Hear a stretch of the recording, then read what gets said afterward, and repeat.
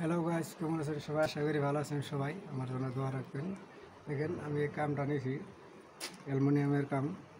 এখন দেখেন আমি ফ্রেম বানাইতেছি, এইগুলো মাল দেখুন। আরও এদিকে আছে, এদিকে আসুন আপনারা।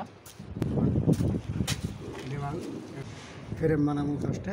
দেখেন ফ্রেমের মালের গ্রুপ কেমনে।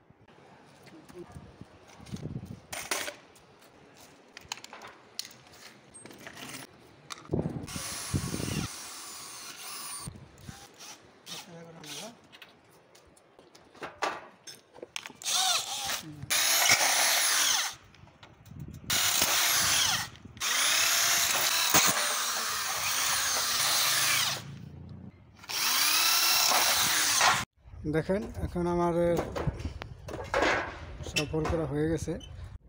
এখন আমাদের লাঞ্চের টাইম হয়ে গেছে। তারপরে আমরা ফির আবার আপনাকেও ফ্রেম বানিয়ে নিতে আপনারা দেখতে থাকুন।